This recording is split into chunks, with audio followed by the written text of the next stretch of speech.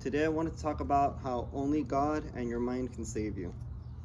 So, we all know that life is short and it goes by fast, and usually life is a result of the things that we did do and the things that we didn't do.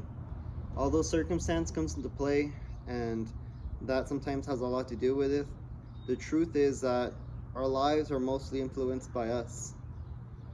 And we all have one thing in common is that we all have 24 hours in a day. And with that being said, it makes you wonder, how are some people more successful and live more fulfilling lives than others if we all have the same 24 hours a day? Maybe not the same resources, but at least we all have the same amount of time. So, what is it that they do different that makes their lives, well, different? And, well, let's be honest, work, school, family life, if you're married, all these things take a lot of time out of our lives. And depending on your circumstances and the things that you have going on, we usually all have at least like 2 to 4 hours of free time in our lives. Shit, some people even have an hour or two. But let's face it, life can be something monotonous if you don't really have much motion going. If all you have is just school and work, and you go home and it's the same thing all over again, every day doesn't really feel as meaningful. But the reality is that what you do today will influence tomorrow, and the steps that you do today will influence a lifetime.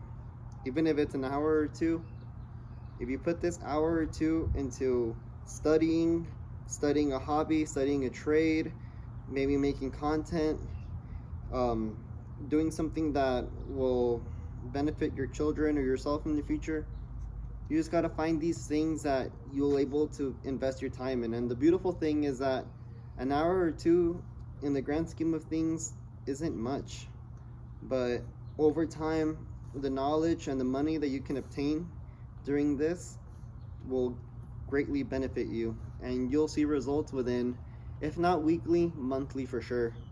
So I guess what I wanted to say is that even if you have a job that pays you minimum wage, you know, and granted you have a car or something, you can hustle on the side and do some Uber, stack up, stack up, stack up, and then once you have that money from Uber, let's say you like to mow lawns, or let's say you know about air conditioners, let's say you know about a trade or something like that.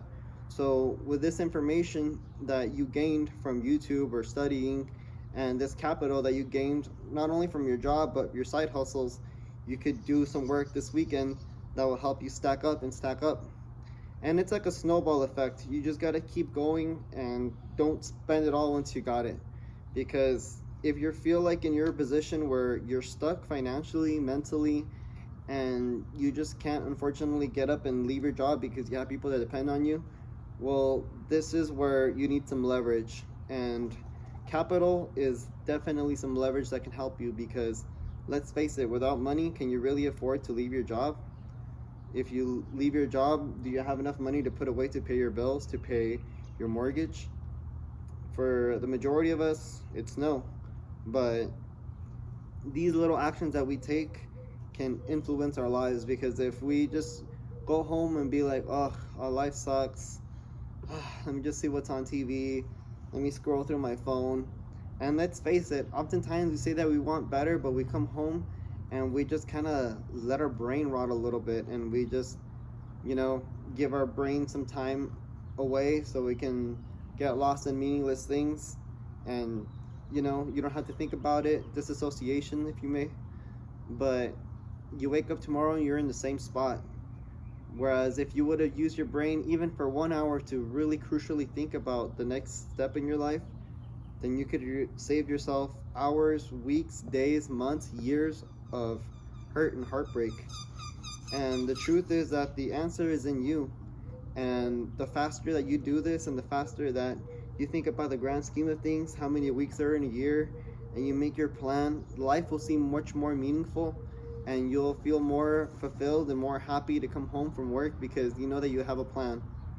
A lot of people don't have a plan, and it's sad because, you're not a fortune teller or a mathematician, but you can kind of see where they're going to end up in life if they don't change up, what they need to do. And the same can be said for yourself. The things that we don't do are going to affect us later, and the things that we do are going to affect us later as well. So I don't know about you, but I like happy endings. I like good outcomes. And the truth is that it's God's will ultimately at the end of the day.